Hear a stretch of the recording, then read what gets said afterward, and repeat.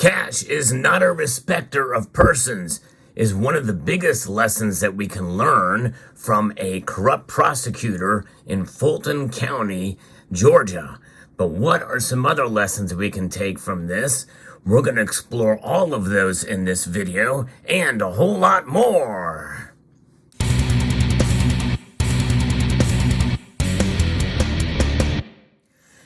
Cash is king. I think that is without a doubt one of the biggest takebacks that we can infer from what I'm about to share with you now. Now, if you've been following my channel for a while, you know that I've been talking about cash and that it's a good idea to have some in your possession, on your person at all times. But this testimony is going to just bolster that case. Now, obviously, I believe in also having silver and gold as well. We're going to talk about that too, because we've seen this in the past with corrupt politicians having gold and cash on hand. Yes, indeed. Both pretty much the same, not discriminated against by anyone, accepted everywhere and anywhere, no matter what the color of your skin or your sexual orientation, your identity, or whether or not you are involved in criminal activity or not. So let's get into it. This is testimony from Fani Willis about cash. This is very interesting. But I always have cash at the house. That has been, I don't know, all my life. If you're a woman and you go on a date with a man, you better have $200 in your pocket. So if that man acts up, you can go where you want to go. So I keep cash in my house, and I don't keep cash as good in my purse like I used to, because I don't go on many dates. But when you go on a date, you should have cash in your pocket. So that's the first lesson here. Now, if a man acts up, now what does that mean? To me, if a man is really going to act up, he may just take your cash. You know, and that's just it. You got to be secure and you got to be discreet about it, all right? But nonetheless, if a man doesn't pay for the goods, you know, like the meal, well, I guess she has cash on hand. But what about her credit card? Could she use that as well? Is that as fungible? Well, we're going to find out here in a minute with further testimony from Fani Willis. So my question was, where did that cash originally come from? If it didn't come out of the bank? Cash is fungible. Cash is fungible. She is now grasped into Mike Maloney's hidden secrets of money.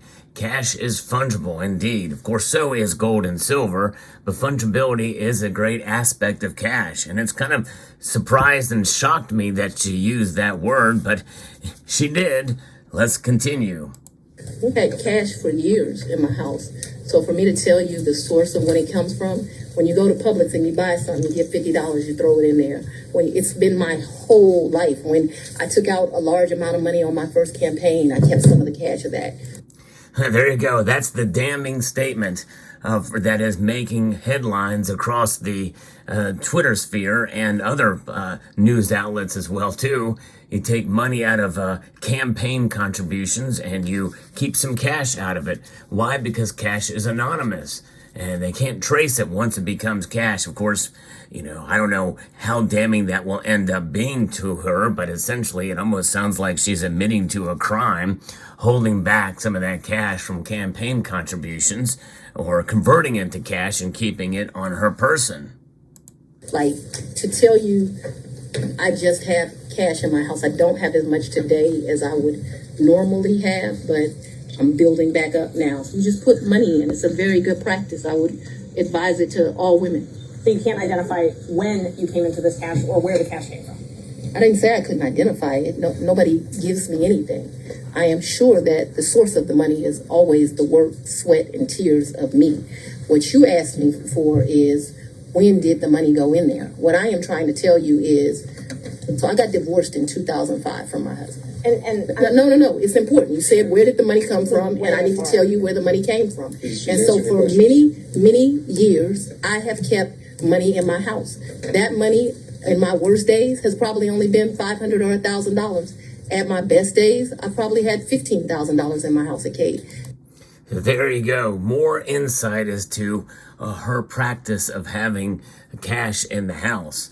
And you'll notice that she avoided the answer as to where the money came from. It's her work, sweat and tears, phraseology that likens to blood, sweat, and tears. But the thing is once you have cash on your person, no one can trace it. It's untraceable unless there are receipts or some sort of paper trail to match it. And same thing can be said for gold and silver. Although I would make the argument that gold and silver right now isn't quite as fungible. It's not quite as readily redeemable, although it is redeemable. You just have to go through a intermediary. Usually that's going to be a local coin shop or peer-to-peer transaction. And it's done through cash, then, there is no paper trail there. But you'll notice she avoided the answer, but then goes back on a tirade, essentially kind of digging little holes of little sub-stories to try to avoid the focus of where this is going. But it is quite clever, and that's exactly what cash does. It provides anonymity.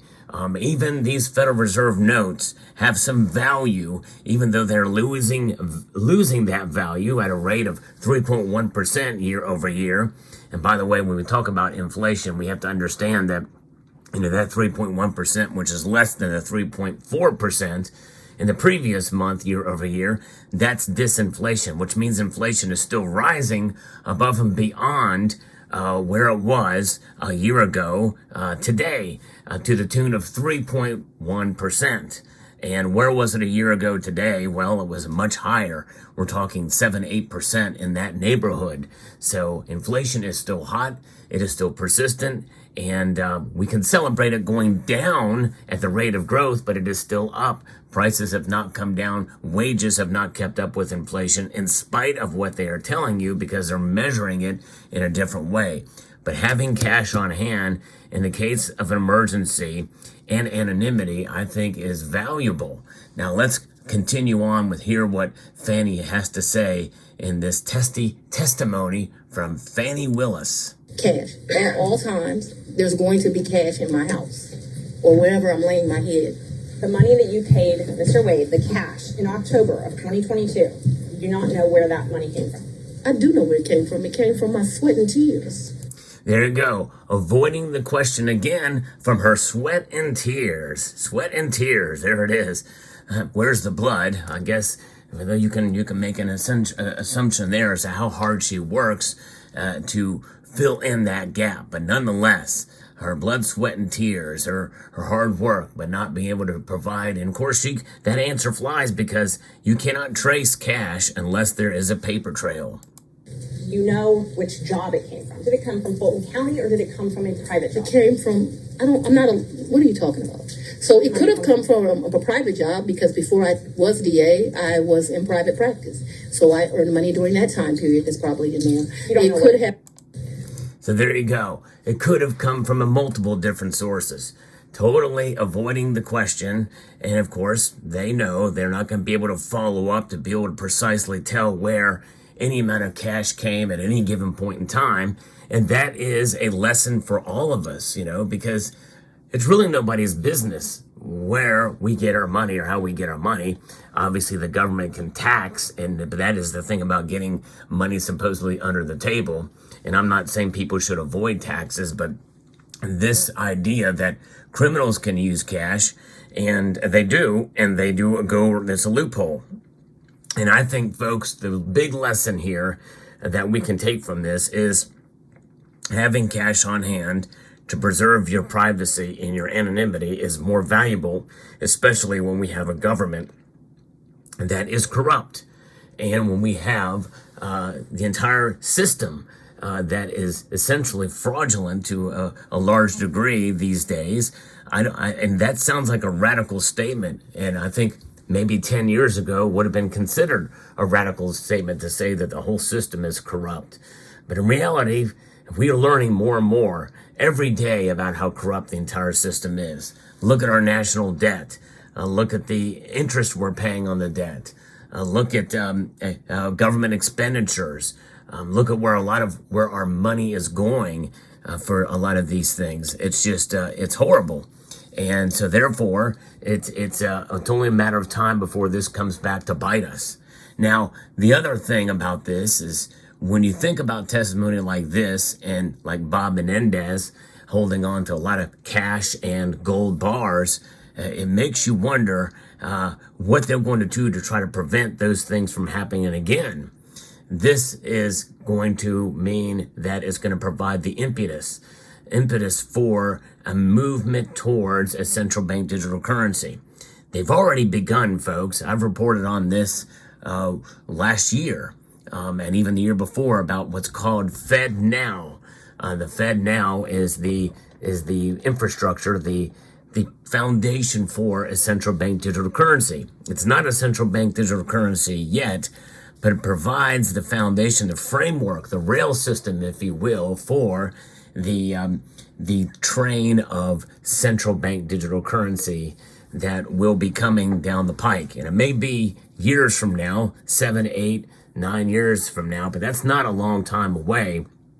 And it's only a matter of how long it's going to take. This is why many states are being proactive right now to make gold and silver redeemable as money, to make it recognized as money, as is the case in Article 1, Section 10 of the Constitution.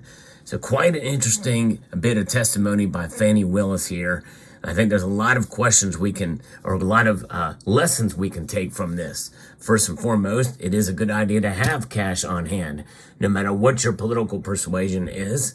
It's also a good idea to recognize that, as more of this stuff comes into play, and it frustrates prosecutors and investigators, then you're going to see a move towards a central bank digital currency so that every transaction can be traced, tracked, and be made to punish and to incentivize spenders and savers, one direction or another.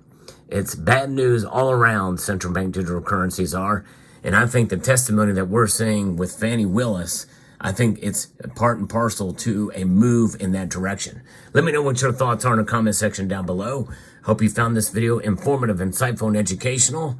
I'd like to extend a multitude of gratitude to you all for watching and encourage you to please rate, share, comment, and subscribe.